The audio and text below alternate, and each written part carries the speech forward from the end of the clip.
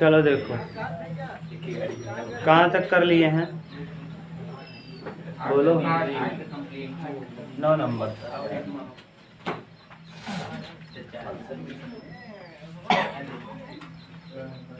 9 number प्रश्न क्या कहा है, सिद्ध कीजिए कि y बराबर log 1 plus x minus 2x बटे 2 प्लस एक्स, ठीक, जहाँ x ग्रेटर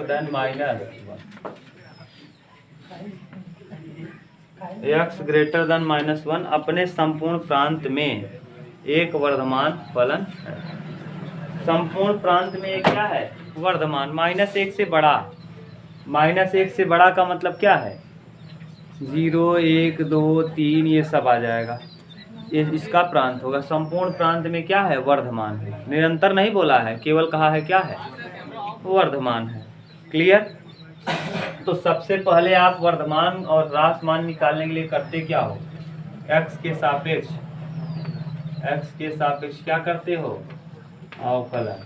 x के सापेक्ष अवकलन करने पर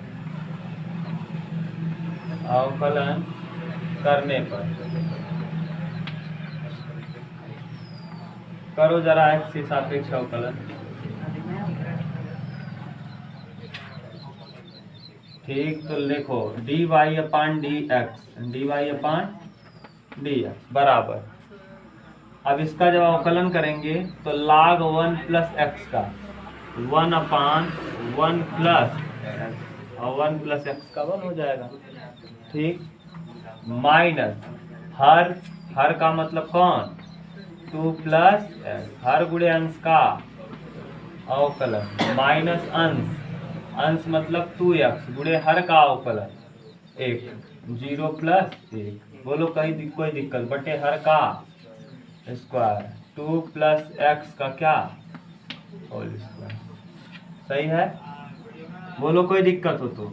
dy/dx बराबर 1/1 प्लस एक्स, सही है, माइनस 2 दूना 4 न 4 प्लस 2x माइनस 2x बटे 2 प्लस x का क्या होल, ये इससे कैंसिल हो जाएगा। तो dy/dx बराबर 1/1 plus x minus 4/2 plus x का क्या, होल स्क्वायर।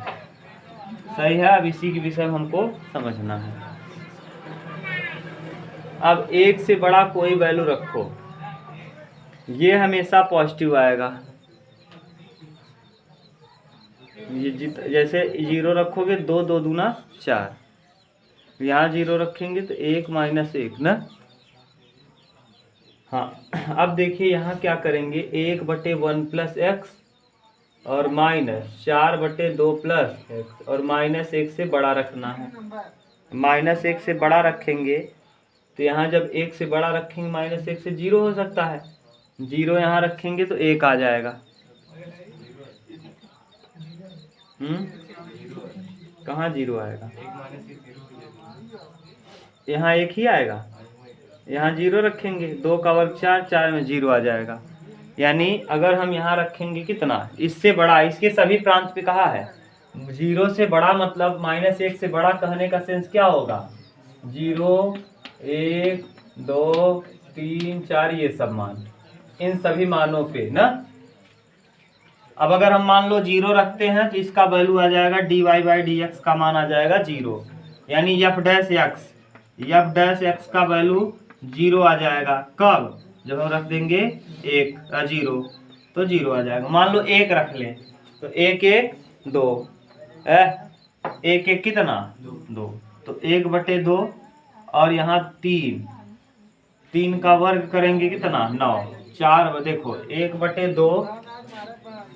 1/2 माइनस 4/9, 9 और 2 का लसा 18, तभी भी पॉजिटिव ही आएगा। 9 1 क्या 9 और -4 दूना 8 कितना आएगा 1/18 ना।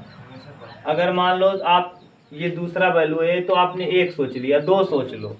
जब यहाँ हम 2 रखेंगे तो 1/1 + 2 3 हो जाएगा, माइनस 2 2 4 4 चौके 16 4/16 4/16 का मतलब 1/4 1/3 माइनस 1/4 लस लेंगे 12 4 - 3 4 में 3 जाएगा 1 1/12। हर स्थिति में ये जो मान आने वाला है वो क्या आएगा, या तो 0 आएगा या तो 0 से बड़ा। तो यानी f' जो होगा भैया या तो 0 हो जाएगा बराबर या तो 0 से बड़ा। और ये कंडीशन किस चीज का है, वर्धमान का। इसका तो यानी यही कहा है कि ये जो फलन है यह x greater than 1 minus x greater than -1 में x ग्रेटर देन -1 के सभी प्रांतों में क्या होगा, वर्धमान। यानी x से -1 से बड़े जो भी मान को आप सोच सकते हो सब पर ये क्या आएगा, या तो 0 आ जाएगा या तो पॉजिटिव आएगा। तो ये क्या होगा, वर्धमान। बोलो कोई दिक्कत हो तो उतार लो। हाँ आप लोग लिखने में कंफ्यूज मत होना। इतना कर लिए, -1 से बड़ा क्या है 0 1 2 3 एक आध दो मान पे निकाल देना। लिख दीजिएगा कि -1 से बड़े सभी प्रांतों के लिए दिया गया फलन सदैव या तो 0 के बराबर होगा या तो 0 से बड़ा होगा। अतः दिया गया फलन x बराबर -1 पर क्या होगा, वर्धमान होगा। बस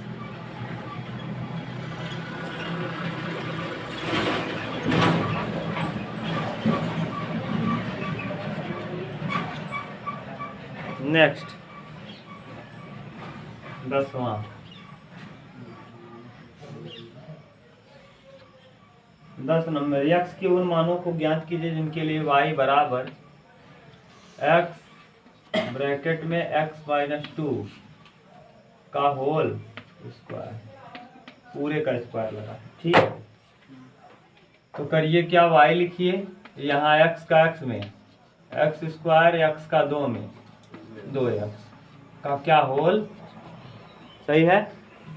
अब लिखिए अवकलन करिए dy/dx बराबर 2 पहले आएगा x स्क्वायर - 2x हो जाएगा, x के पावर n का n x n - 1 और जिसको मानो x उसका ddx, इसको x मानो x स्क्वायर का 2x और 2x का 2। बोलो कोई दिक्कत हो नहीं। ये x की पावर n का सूत्र लगा दिए n x n - 1 और फिर इसका करेंगे तो x स्क्वायर का 2x और 2x का करेंगे 2। क्लियर। अब हमको कहा है वह बिंदु ज्ञात कीजिए। क्या कहा है देखो, हाँ उन मानों को ज्ञात कीजिए, मान ज्ञात करना है जिन पर ये क्या हो, वर्धमान। तो मानों को ज्ञात करने के लिए हम dy/dx बराबर क्या रख लेंगे, बिंदु को ज्ञात करने के लिए, उन मानों को ज्ञात करने के लिए dy/dx बराबर क्या पुट कर लेंगे, 0। जरा पुट करो 0 तो देखो यहाँ 0 आ जाएगा, बराबर हो जाएगा 2x स्क्वायर - 2x और अगला हो जाएगा 2x - 2। या तो ये 0 होगा या तो ये, दो लोगों का गुणा करने पे 0 है, या तो ये या तो। बोलो कोई दिक्कत हो तो कर लेंगे। यहाँ x स्क्वायर - 2x बराबर 0। अगर दो लोगों का गुणा करने पे 0 आ रहा है, या तो ये 0 होगा या तो ये, क्योंकि 0 आया है। तब यहाँ से x कॉमन करेंगे तो देखो भैया x - 2 बराबर 0 हो जाएगा। तो एक वैल्यू आ जाएगा x का 0 और एक वैल्यू x का आ जाएगा 2। आगे यहाँ देखो दूसरा, या तो ये 0 हुआ, ये 0 हुआ तो दो वैल्यू मिला। अगर ये 0 होगा 2x - 2 बराबर 0 तो 2x बराबर 2 तो x बराबर 1। ठीक, ये आ जाएगा। अब ये 3 वैल्यू आपको मिल गया, कितने वैल्यू, 3। अब तीनों पर कहा है उन बिंदुओं को ज्ञात कीजिए। कहाँ क्या दिक्कत है, बोलो दिक्कत हो तो बताएं। ये 0, अरे यार x बराबर 0, x बराबर 0। अरे इसका घात कितना आएगा, 3। इसमें जब गुणा करोगे तो अधिकतम घात 3 हो जाएगी। अगर किसी वेरिएबल की घात जितनी होती है उतने उसके मूल होते हैं, जितने घात उतने मूल। तो इसकी घात 3 है इसलिए इसका मूल भी 3 होगा, समझ गए। अगर घात 2 होता तो उसका मूल होता 2। बोलो कोई दिक्कत हो तो बताओ। क्लियर। अब यहाँ इसके देखिए, इसके 3 मूल आए। क्यों इसके 3 मूल इसलिए आए क्योंकि इसमें घात कितनी है 3। अगर घात 3 है तो उस घात मूल भी उसके कितने होंगे 3 होंगे। अब आगे देखिए करेंगे क्या, हम इन बिंदुओं को नंबर लाइन पे व्यक्त करेंगे। देखिए ये नंबर लाइन है, ये माइनस इन्फिनिटी है, ये प्लस इन्फिनिटी है ना, और दिया है 0, ये मान लो 0 है, और फिर क्या दिया है 1, और दिया है 2। अब आपको ये चेक करना है कि किन बिंदुओं पर ये निगेटिव है और किन बिंदुओं पर ये पॉजिटिव है। जिस पर निगेटिव होगा वो ह्रासमान होगा, जिस पर पॉजिटिव होगा वो वर्धमान होगा। अब बताओ ज़रा, 0 रखेंगे हम दिए गए फलन में, यहाँ 0 रखेंगे तो ये टोटल 0, ये भी 0, यानी 0 रखने पर ये क्या आ जाएगा पॉजिटिव आ जाएगा। जब 0 से 1 रखना है, 1 रखेंगे तो यहाँ 1 आएगा, यहाँ -2 आएगा, -2 में से 1 घटाएंगे -1 आ जाएगा ना, और फिर यहाँ 2 1 क्या 2, 2 में से 0 आ जाएगा। ठीक, यहाँ जब 2 रखेंगे तो 2 का वर्ग 4 और 2 दूना 4, 4 में से 4 जाएगा 0, 2 दूना 4 में 0, यानी कुल मिला के क्या आएगा 0। 2 से बड़ा देखो 2 और 3, क्या 2 से बड़ा 3 रख सकते हो। जब 3 रखेंगे तो 3 रखने पे देखो क्या होगा, 3 3 9, 3 दूना 6 और 3 दूना 6, हाँ, यानी 2 से बड़ा देखो कहाँ 2 और अनंत के बीच, 2 और अनंत के बीच में मान कैसा आएगा पॉजिटिव यानी धनात्मक। ठीक, और इसमें भी आएगा क्या धनात्मक, इसमें 0 आएगा, इसमें 0 आएगा, सब में 0 आ रहा है। जब 0 रख रहे हो तब भी 0 आ रहा है, 1 रख रहे हो तब भी 0 आ रहा है, 2 रख रहे हो तब भी 0 आ रहा है, और जब 2 से बड़ा रख रहे हो तो पॉजिटिव, यानी 0 से छोटा रख लो, 0 से छोटा -1 रख लो, -1 का वर्ग करेंगे 1 2 1 -2 +2 हो जाएगा, 3 और -1 रखेंगे -4 का इसमें गुणा करेंगे माइनस आ जाएगा, यानी 0 से छोटा मान रखने पे निगेटिव होगा। यहाँ से यहाँ तक निगेटिव होगा, बाकी यहाँ से यहाँ तक या तो 0 के बराबर आएगा या तो पॉजिटिव आएगा। 0 के बराबर होने पर भी वर्धमान और 0 से बड़ा होने पर भी वर्धमान, लेकिन 0 से जब बड़ा होता है तो निरंतर हो जाता है और 0 के बड़ा या बराबर होने पर वर्धमान हो जाएगा। अगर केवल निरंतर वर्धमान कहेगा तो 2 से अनंत में हमेशा निरंतर वर्धमान होगा। 2 से बड़ा 3 लोगे, 4 लोगे, 5 लोगे, मान बढ़ता जाएगा। लेकिन अगर 0 से अनंत लोगे तो इक्वल का निशान भी लग जाएगा। देख लो क्या दिया है, वर्धमान पूछा है या क्या,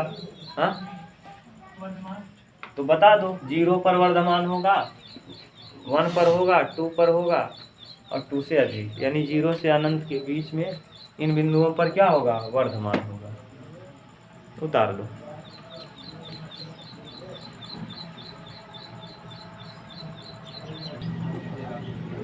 चलो देखो, और आशीष आप लोगों को पढ़ाए हैं इससे और कॉम्पिटिटिव एग्जाम से जमीन और आसमान का अंतर है। यहाँ एक बार आप समझ गए कि ये वर्धमान और आसमान में ग्रेटर देन दिखाना है, अवकलन करना है, थोड़ा बहुत दिमाग लगा के कर पाओगे, लेकिन उस प्रश्न में आपके हर प्रश्न में आपका चेंज होगा वो।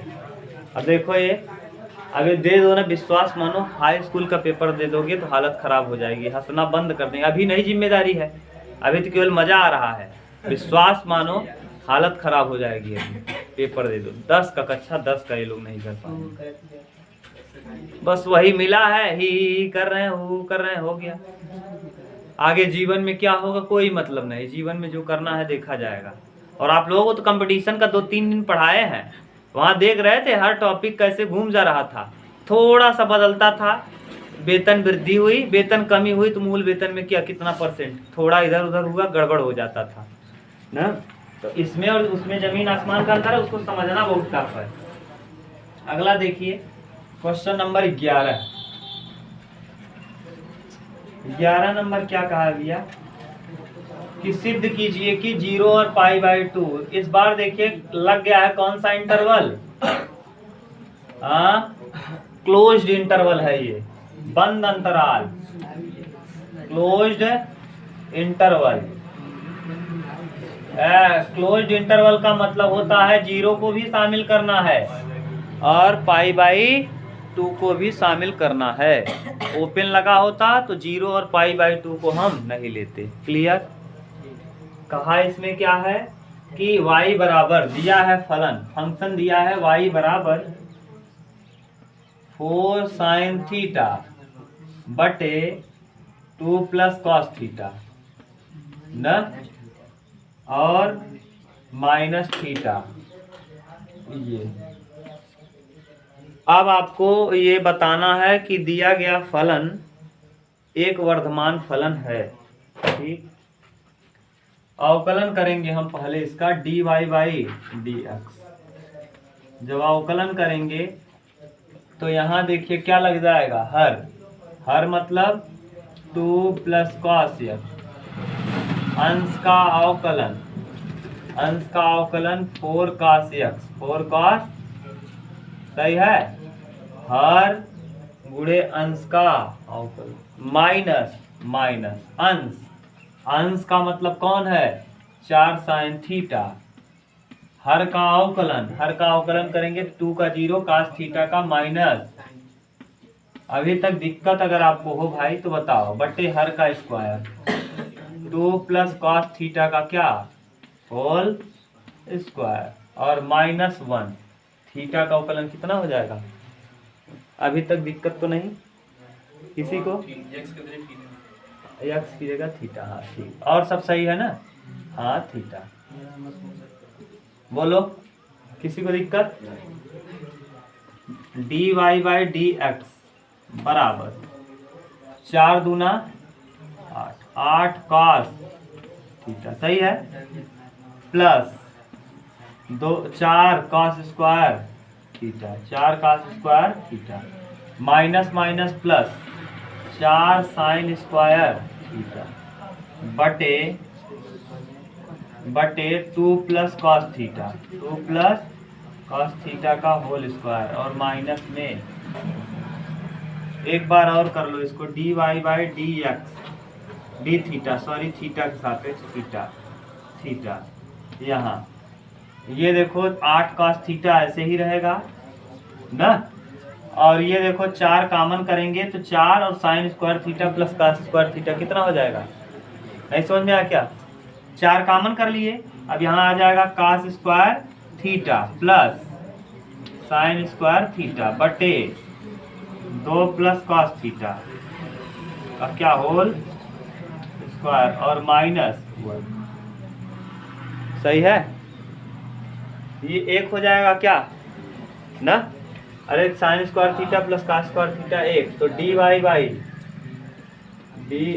बराबर 8 cos थीटा और प्लस 4 बटे ये 2 cos थीटा का होल स्क्वायर। यहाँ भी कर लो, ये पूरा कर दो, ये यहाँ जब जाएगा भैया, यहाँ जब जाएगा तो पूरा यहाँ आएगा, 2 का वर्ग 4, माइनस लगा रहेगा 4, और फिर minus cos square theta minus 2ab minus 2 cos theta, 2 दूना 4 cos थीटा। ठीक, बोलो a स्क्वायर यानी 2 का वर्ग 4, b स्क्वायर यानी cos स्क्वायर थीटा, और 2ab यानी 2 cos, 2 दूना 4 cos थीटा। माइनस था इसलिए सब जगह क्या लग गया, माइनस, एक में गुणा कर दिए, लस हो गया, सही है। ये लस लिए यहाँ गुणा कर दिए, अब इसमें से कुछ कटने वाला है कि नहीं, हाँ 4 से 4 क्या होगा, कैंसिल हो जाएगा, 8 में से 4 घटाएंगे 4, तो dy/dx डी थीटा यहाँ कितना आ जाएगा भैया, बोलो 4, इधर आ जाएगा 8 cos स्क्वायर थीटा 4, अच्छा 4, 8 में से 4 घटाएंगे 4 cos theta minus cos square theta और बट्टे में 2 प्लस cos थीटा का होल, और ठीक से इसको लिख दो dy अपान डी थीटा बराबर cos थीटा कामन कर लो तो यहाँ हो जाएगा 4 माइनस cos थीटा और बटे 2 प्लस cos थीटा का क्या होल स्क्वायर। अब एक चीज जान लो, ये दिया है 0 से π/2 यानी 0, 30, 45, 60 और क्या 90। cos 0 का मान 1 होता है, cos की बात कर रहे हैं ना। 0 30 पर होता है कितना, फिर यानी आप यहाँ चाहे जो रख लो, थीटा का वैल्यू चाहे जो रखो, ये हमेशा के हमेशा पॉजिटिव आएगा, चाहे जो रख लो। 1 रखोगे 4 में से घटाओगे 3, ऊपर बड़ा ही आएगा नीचे बड़ा ही आएगा क्योंकि वर्ग लगा है, तो ये इस पे बड़ा, इस पर भी बड़ा ही आएगा, इस पर भी बड़ा रख, यहाँ 0 रखोगे तो ये 0, ये cos 0 0 और ये पूरा ये 0, यानी 0 में किसी का भाग देंगे 0, और 0 है तब भी ग्रेटर और इक्वल रहता है, तब भी क्या होता है फलन वर्धमान होता है। यानी एक थीटा का कोई भी वैल्यू पुट कर लो, चाहे जो, यानी 0 से 90 के बीच में चाहे जो वैल्यू पुट कर लो, हमेशा ये क्या आएगा पॉजिटिव आएगा या 0 के, यानी dy अपान डी थीटा का मतलब इसे हम f डैश थीटा कह सकते हैं, और ये ग्रेटर देन और इक्वल टू क्या होगा 0, अतः दिया गया फलन क्या होगा वर्धमान। बोलो कोई दिक्कत अगर हो तो हम और अच्छे से समझाने का प्रयास, चाहे जो वैल्यू सोचो हम बता दें, सही है, यानी पॉजिटिव ही आएगा। अरे भैया ये 4 है, cos का मान देखो सब जगह 1 से छोटा ही है, 1 या 1 से बड़ा मान है ही नहीं, तो 4 से 1 से छोटा या 1 या 1 से छोटा मान घटाओगे तो हमेशा वैल्यू पॉजिटिव ही आएगी। 2 भी घटाओगे तब भी, अभी 1 से बड़ा हो ही नहीं सकता cos का मान, जब 1 से बड़ा नहीं होगा तो 4 में सबसे बड़ा मान cos का कितना होगा 4 में जब 1 घटाओगे तो कई आएगा 3, यानी जब बड़ा मान घटता 4 से तब तो छोटा आता, यानी अगर 5 यहाँ होता तब ये 4 घटता तो माइनस होता, कभी होगा ही नहीं। cos का थीटा का मान 1 से बड़ा संभव है ही नहीं, तो जब 1 से बड़ा संभव नहीं है तो यहाँ 1 से बड़ा रख ही नहीं पाओगे, यानी हमेशा पॉजिटिव देगा बस।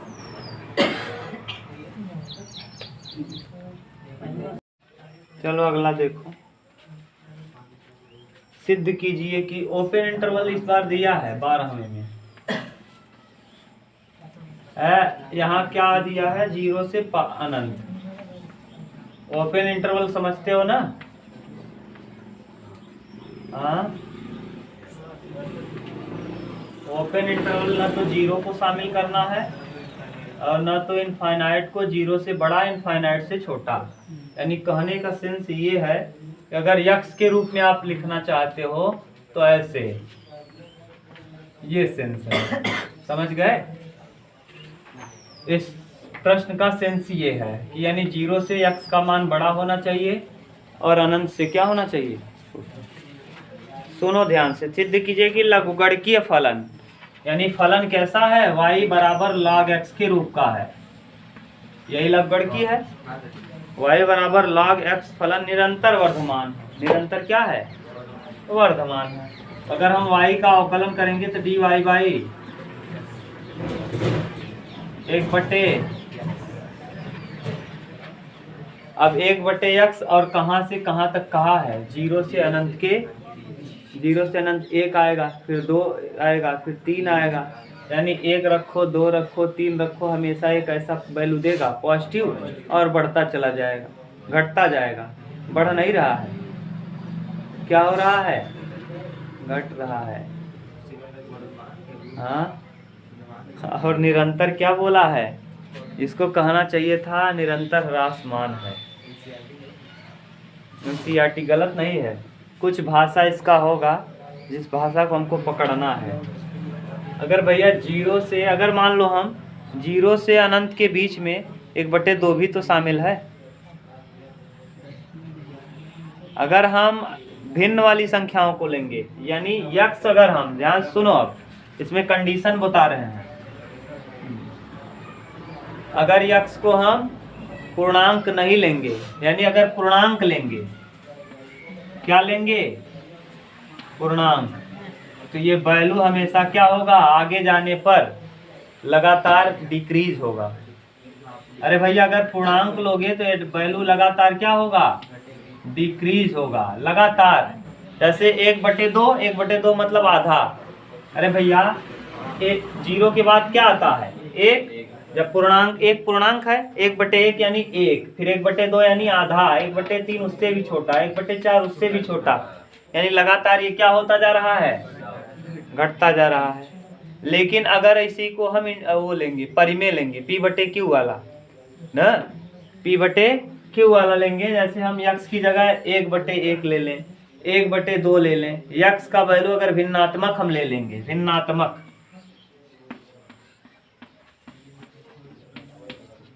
अगर इसका वैल्यू कैसा लोगे? भिन्नात्मक, तो ये इंक्रीज होगा, इंक्रीज, तब ये निरंतर ह्रासमान है, जबकि यहाँ पर क्या हो जाएगा? निरंतर वर्धमान।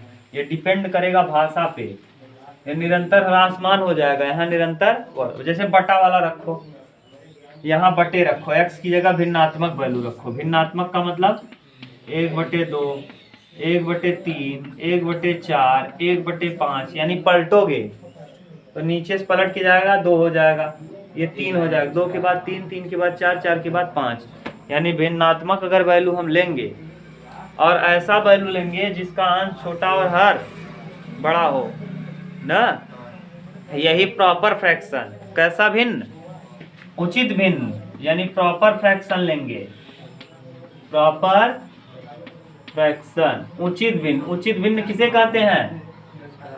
जिसका अंश छोटा हो, अंश छोटा और हर बड़ा हो, हर बड़ा हो। हर बड़ा होगा तभी पलटेगा तो बड़ा मान देगा। तो ऐसी स्थिति में ये कैसा हो जाएगा भैया? वर्धमान होगा। ठीक, ये सेंस है। हाँ, कंडीशन दिखाना पड़ेगा, बिना कंडीशन का कैसे करोगे? उतार लो, हम भी देख भी ले रहे हैं इसको। ये तो आप डिक्रीज मतलब ह्रासमान, डिक्रीज मतलब ह्रासमान ना, और इंक्रीज मतलब वर्धमान। हमने आपको कंडीशन बताया है, जबकि जब आप एनसीईआरटी का सॉल्यूशन चेक करेंगे इसको ना, तो डायरेक्ट कंडीशन वंडीशन कुछ नहीं, f' ऐसे लिखा हुआ है, f' ग्रेटर देन क्या? 0 अतः दिया गया फलन निरंतर वर्धमान है, निरंतर वर्धमान। ये कंडीशन वंडीशन कुछ नहीं, डायरेक्ट यही सॉल्यूशन है।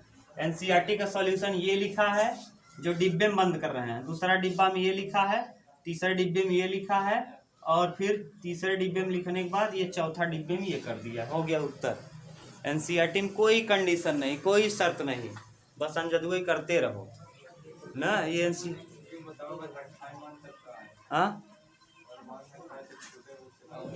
हम बता दिए ना पूरा आपको, वो बताया नहीं है, ऐसे लिखा है, हम कंडीशन बता दिए। चलो कल